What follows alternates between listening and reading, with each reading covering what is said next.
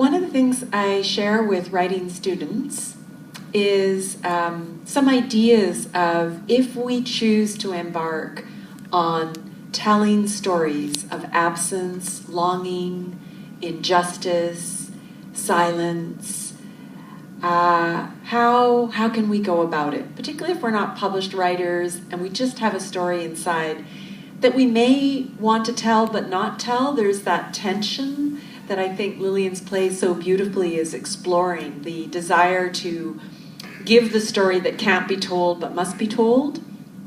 And so here's some very practical ideas I want to leave with you, and you can note them down maybe. And what I usually do with folks is I give them these as writing prompts and encourage them to just write using the beginning of the sentence as a way to launch into your own story.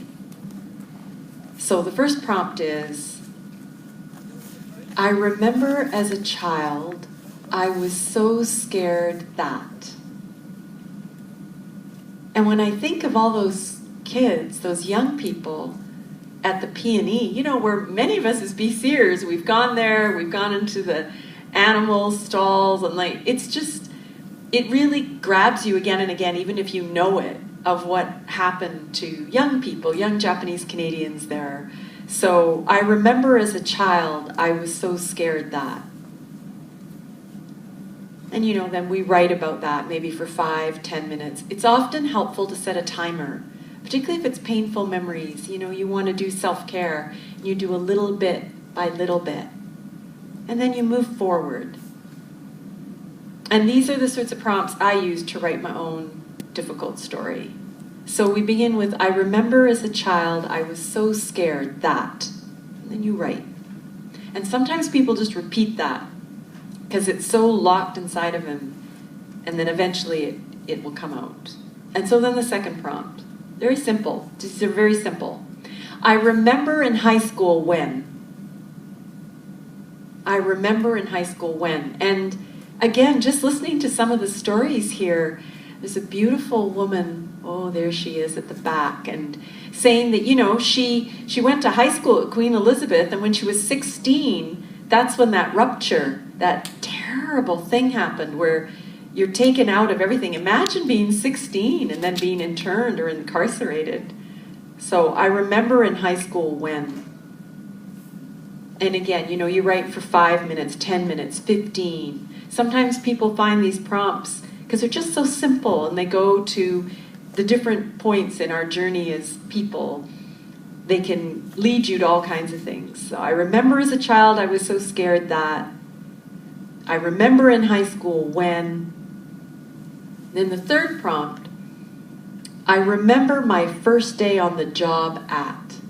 And what fascinates me about the history of Punjabi Sikhs, of South Asians, of Irish, of Swedish, of Cornish, of Japanese, of First Nations, of women, labor and work, and what it's like on the job, what it's like to work the green chain or a high-tech job, like the nature of work and how it defines us. And when I read about in the bulletin, or Lorraine is so amazing in educating us about the history of Japanese Canadians, or all peoples, like what it means to work on a job and encounter racism and sexism and bad times, good times, fun.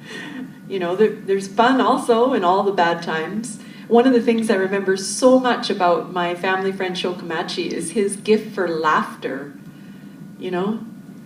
Just an incredible gift, and he was a great gardener as well, and he was always telling stories.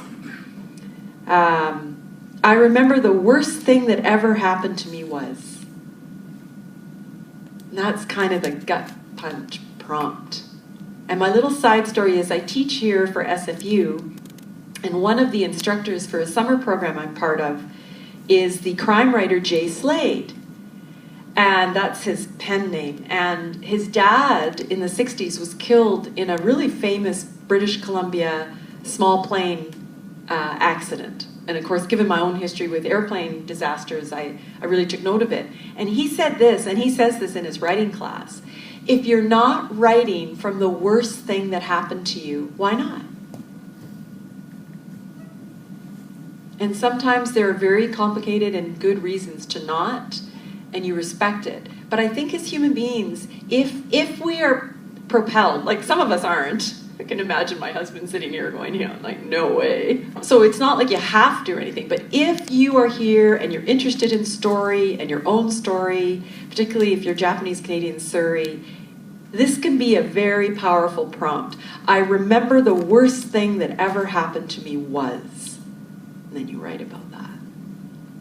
And then, of course, we always end with something healing, because that's so much a part, I think, of this story. The survival, the resilience, the beauty, all these beautiful Japanese Canadian people who are not consumed by hatred. Like, what a miracle that is. I remember the happiest day of my life is or was. And you know, sometimes I do this prompt with students, like teenagers, and they'll say, well, I never have a happy day. I never have a bad day, I never have a happy day. It's amazing how many teenagers will say that to me. They're not going to go into that happy thing. They're not going to go into the worst. They just even. It's like, that's cool. So there they are. It's so simple, right? I remember as a child I was so scared that. I remember in high school when. I remember my first day on the job at. I remember the worst thing that ever happened to me was. And I remember the happiest day of my life is or was. And what I say to my students, I share with you. Keep a folder for all your writing. And at the end of your daily 10, 5, 15-minute hour write to these prompts, tuck it away. Don't look at it. Just do it. Build a body of work. And then one day you can take it out. And it will teach you, the work will teach you what it needs.